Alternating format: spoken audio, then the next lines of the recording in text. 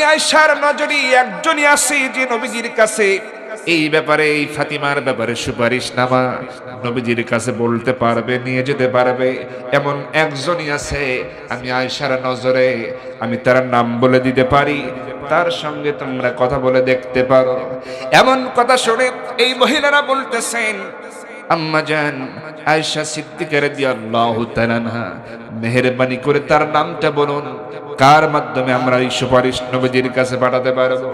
কার নাম মেহেরবানি করে আমাদেরকে বলে দেন, মেহেরবানি করে নামটা বলুন, কে পারবে এই সুপারিশ নিয়ে যেতে?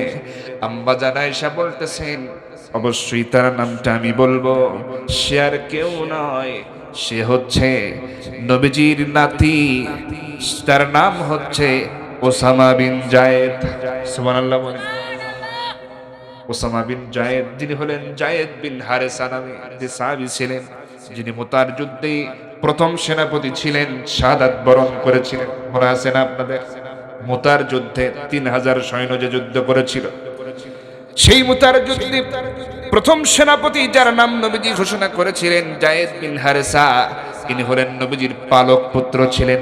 সেই জায়েদ বিন হারেসার সন্তান হলো ওসামা, যার নাম হলো ওসামা বিন জায়েদ। তিনি হলেন নবীজির নাতি। নবীজির কি হয়? আচ্ছা বলেন তো, দাদা এবং নাতির মধ্যে একটা সম্পর্ক গভীর আছে না নাই? যেটা পিতা এবং সন্তানের মধ্যেও থাকে। খেয়াল করবেন, পিতা এবং সন্তানই কিন্তু কাছের, রক্তের দিক থেকে। কিন্তু এমন কিছু কথা আছে সন্তান এবং পিতার মধ্যে বলা সম্ভব হয় না, কিন্তু দাদা এবং নাতি এর মধ্যে এমন অনেক গভীর কঠিন কথা আছে যা সহজে দাদা আর নাতির মধ্যে বলা যায়। কথা বলেন ঠিক কিনা? দাদা এবং নাতি একটা গভীর সম্পর্ক। এটা কে দিয়েছেন বলেন তো? সব খোলামেলা আলোচনা করা যায়, কিন্তু বাবার সাথে ছেলে এরকম আলোচনা করা যায়? এমনও কিছু কথা আছে যা বাবার সাথে বলা যায় না, কিন্তু দাদার সাথে বলা যায় খোলামেলা। এখানে দাদা কারা আছেন দেখি, হাত তোলেন তো। দাদা আছেন কারা? মাশাআল্লাহ মাশাআল্লাহ, হাত নামান। সবার নাতি আছে না? বিশেষ করে যুবতী নাতি যাদের আছে, নাতিদের একটু খোলামেলা তো প্রয়োজনে বলবে, এই বিয়ে করবে নাকি বল, কোনো প্রেম টেম চলবে না, কারণ এখন তো মোবাইলের যুগ। কিসের যুগ? এই যুবক ভাইরা প্রেম করো, কারা দেখি হাত তোলো তো। যারা প্রেম করো, শরম করে লাভ আছে? এই কথা কোথায় যেন বলছিলাম, কয়েকজন হাত তুলছে। আবার বলছে যেই বলছে যে প্রেম করে ছেঁকা খাইছো কারা, তাও দেখি 2 জন হাত তুলছে। চিন্তা করছেন হিম্মত কি? যুবক ভাইরা, মুরব্বীরা আছে থেকে হাত তুলতেছ না, ঠিক বুঝতে পারছি। প্রত্যেকেরই বর্তমান জামানায় 2-4 জন গার্লফ্রেন্ড আছে, কারণ এই যে মোবাইলের বরকত, মোবাইলের একটা বরকত আছে না? এখন তো এই মোবাইল আপনার থাকার কারণে ঘরের মধ্যে একজন কম্বলের নিচে, যত শীতই আসুক, কম্বলের নিচে শুয়ে থেকেও এই মোবাইলের মাধ্যমে যোগাযোগ করা যায়। কথা বলেন ঠিক কিনা? কেউ টের পায় না। কিন্তু আগেকার জামানায় কি এমন করতে পারতো যখন মোবাইল ছিল না? সম্ভব ছিল? দাদারা বলতে পারবে, তার কাছে গল্প শোনো, যখন দাদারা প্রেম করতে গেছে আগে চিঠি লিখছে, তাই না? চিঠি লেখা লাগছে, মানে এটা তো শয়তানের ধোকায় পড়েই করছে তো, যদিও এটা ইসলামের বিধানে এগুলো হারাম, কিন্তু করছে তো। অনেক দাদারা এগুলো করেছে, চিঠি লিখছে, সেই চিঠি কবে দেখা হবে, কার মাধ্যমে দেবে, আবার মাধ্যম ব্যবহার করেছে। 1 মাসেও একবার দেখা হয়েছে কিনা আল্লাহ জান। মাঝে মাঝে সন্ধ্যাবেলায় জানালার পাশ দিয়ে যাওয়ার সময় চিঠিখানা ফেলে দিয়ে গেছে। মানে যে কত যে বিপদ। ইচ্ছে করলেই যোগাযোগ করা, দেখা করা সম্ভব ছিল, কিন্তু ডিজিটাল যুগ আমাদেরকে উপহার দেওয়া হয়েছে বর্তমানে। এমন একটা জামানায় চলে আসছি, মোবাইল সবার হাতে হাতে পৌঁছে দেওয়া হয়েছে। বিশেষ করে বিগত শাসন আমলে যারা শাসন করেছে, তারা তো একেবারে, মানে যারা ক্লাস 5-এ পড়ে, 6-এ, তাদের হাতেও মোবাইল। মানে তাদেরকে বলা হয়েছে যে মোবাইলে তো ক্লাস করা লাগে, মোবাইল না হলে ক্লাস করা হয় না। অনলাইনে ক্লাস, কি লাইনে? অনলাইনে ক্লাস, এজন্য মোবাইল দিতেই হবে। দেখেন কিভাবে মানে ছোট ছোট মানুষের কাছে মোবাইলগুলো পৌঁছে দেওয়া হয়েছে। এখন এই মোবাইল এসেছে, ডিজিটাল যুগ আমরা পেয়েছি, আগের যুগ আর নাই। এখন যখন মনে যা ইচ্ছা তাই করা যায়। কথা বলেন ঠিক কিনা? কত সুখে আছি এখন,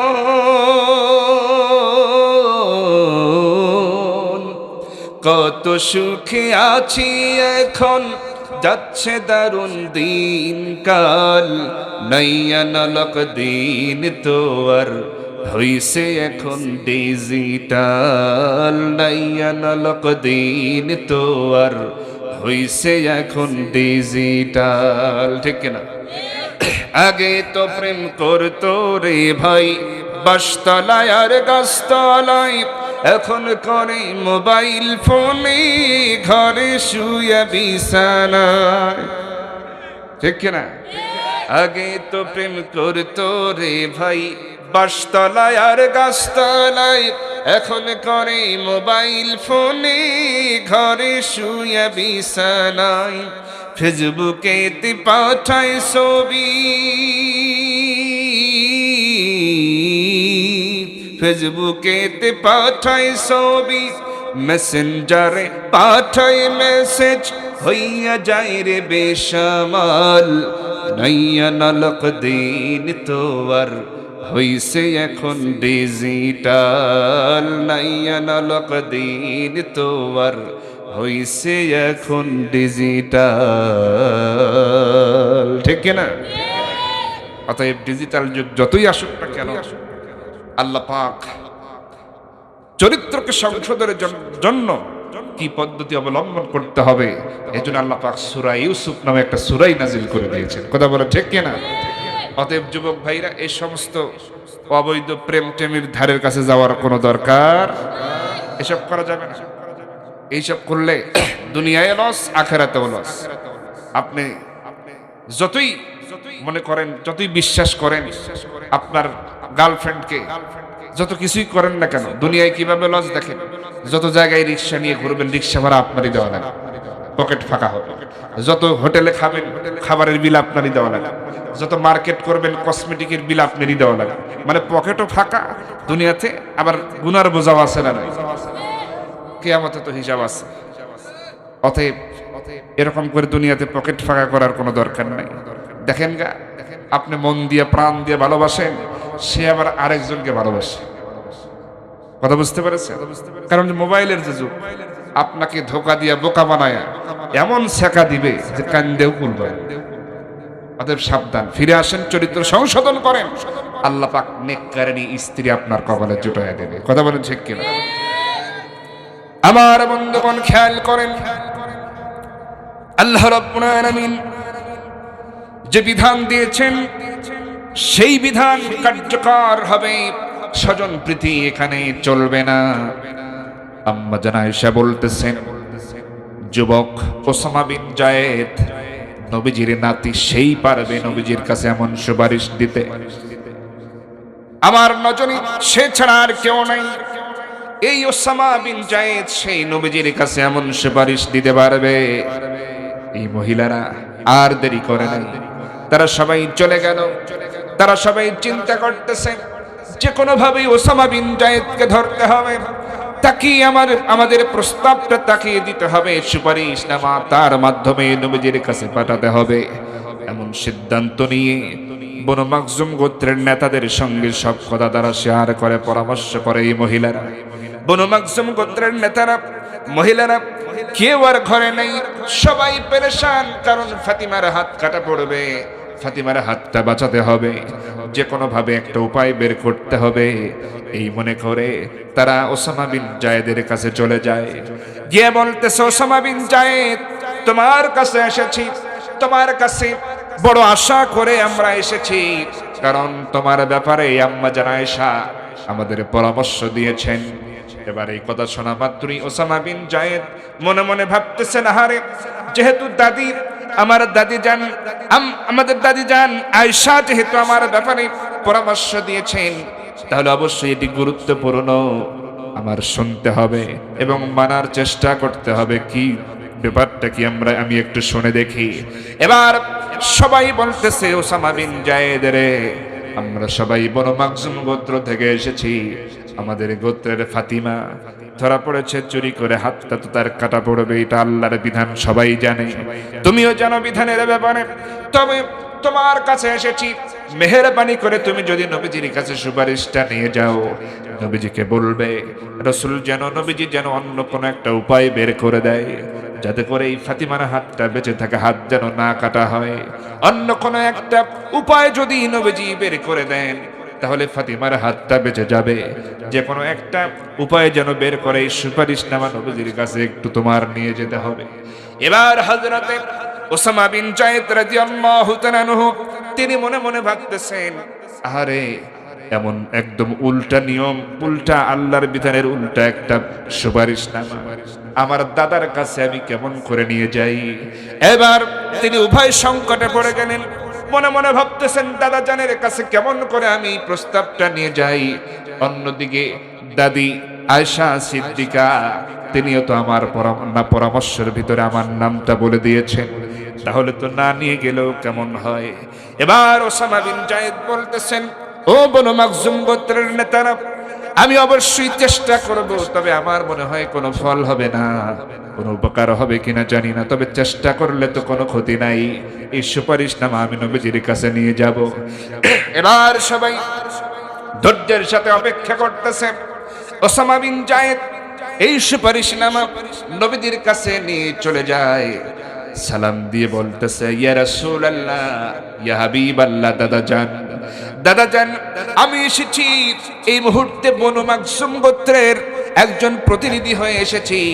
দাদা জান, আমার পক্ষ থেকে যে কথাগুলো, সব কথাগুলো বনু মাখজুম গোত্রের কথা, মেহেরবানি করে শুনুন। দাদা জান, মেহেরবানি করে তাদের যে আশা আকাঙ্ক্ষা, বুক ভরা আশা, যে তাদের ওই গোত্রের কন্যা ফাতিমা নামক যেই নারী চুরি করে ধরা পড়েছে, হাতটা তো তার কাটা যাবে, সবাই জানে, যেহেতু এটা আল্লাহর বিধান, কিন্তু বড় আশা করে তারা আমাকে আপনার কাছে পাঠিয়ে দিয়েছে। যদি অন্য কোনো রাস্তা বের করা যায়, কোনো একটা উপায় যদি বের করা যায়, আপনি সেটা হয়তো পারবেন, কারণ আপনি আল্লাহর নবী। আপনি চাইলে যে কোনো একটা উপায় বের করা যায়। মেহেরবানি করে দাদা জান, উপায় যদি থাকে একটু মেহেরবানি করে বের করুন, এই ফাতিমা নামক নারীর যেন হাতটা বেঁচে থাকে। এমন কথা শুনে আমার নবীজির চেহারা কেমন যেন মলিন হয়ে গেল, চোখটা লাল হয়ে গেল। ওসামা বিন যায়েদ বুঝতে পারলেন নবীজি রাগান্বিত হয়েছেন। এবার তিনি বলতেছেন, ইয়া রাসূলুল্লাহ, আমার মনে হয় ভুল হয়ে গেছে, আমার মনে হয় এমন প্রস্তাব দেওয়া আপনার কাছে ঠিক হয় নাই। ইয়া রাসূলুল্লাহ, ইয়া হাবিবাল্লাহ, দাদা জান, আমার মনে হয় ভুল করে ফেলেছি, অন্যায় করে ফেলেছি, আপনার চেহারাটা এমন হয়ে গেল কেন? নবীজি বলতেছেন, ওসামা রে শোনো, ওরে ওসামা, এমন কি কথা, এমন কথা কিভাবে তুমি আমার কাছে বলতে পারলে? শোনো রে ওসামা, আমি তোমার কাছেই প্রশ্ন রাখতে চাই, বলো তো, আল্লাহ পাক আমি নবীর উপরে যে নাজিল করে দিয়েছেন, যা নাজিল করেছেন, তুমি কি চাও আল্লাহর নাজিল করা সেই বিধান আমি একটু কম বেশি করে চালায়া দেই? তুমি কি এটা চাও নাকি? এবার ওসামা বিন যায়েদ লজ্জিত হয়ে গেলেন। তিনি বলছেন, ইয়া রাসূলুল্লাহ, তা তো কখনো চাইব না। আপনি আল্লাহর নবী, আল্লাহ যা নাজিল করেছেন তাই তো আপনি বলবেন, তাই তো আপনি চালাবেন, কম বেশি করার ক্ষমতা তো আপনারও নাই। এবার নবীজি বলতেছেন, ওসামা রে, তাহলে এমন প্রস্তাব তুমি ফিরিয়ে নিয়ে যাও, আমার দ্বারা কখনো এটা সম্ভব হবে না, আমি নবীর এখতিয়ারে নাই, এটা আল্লাহর বিধান। শোনো রে ওসামা, একটা কথা শুনে রাখো, যাওয়ার পূর্বে শুনে যাও, আজকে বনু মাখজুম গোত্রের এই ফাতিমা নামক নারী যে চুরি করে ধরা পড়েছে, এই বনু মাখজুম গোত্রের নারী ফাতিমা না হয়ে আমি নবীর নিজের কন্যা ফাতিমা যদি আজ দুনিয়ায় বেঁচে থাকতো, আর সে যদি চুরি করে এভাবে ধরা পড়তো, আমি নবী নিজের হাতে আমার নিজের কন্যা ফাতিমার হাতটা আমি কেটে দিতাম। আল্লাহু আকবার। আমার ভাইরা, তাহলে আল্লাহর বিধান, এটা কি কম বেশি করা যায়? চিন্তা করেন নবীজি কি জবাব দিলেন। আপনারা সুযোগ পেলে হাদিসটা পড়ে নেবেন। নবীজি বলছেন, দেখো ওসামা, শুধু ওই ফাতিমাকে না, আজকে আমার কন্যা ফাতিমা যদি বেঁচে থাকতো, সেও যদি এরকম চুরি করে ধরা পড়তো, আমি রাসূল নিজের হাতে আমি আমার কন্যা ফাতিমার হাত কেটে দিতাম। এটা হচ্ছে আল্লাহর আইন, আল্লাহর বিধান। আজকে এই বিধান সমাজে নাই বলে এত অশান্তি, এত অন্যায়, এত জুলুম। কথা বলেন ঠিক কিনা? বিগত সময় যারা শাসন করেছে, কত জুলুম, কত অন্যায় না তারা করেছে। তারা আমাদের কোরআনের মাহফিল পর্যন্ত বাধা প্রদান করেছে। কথা বলেন ঠিক কিনা? আপনারা কি রাগ করতেছেন এজন্য?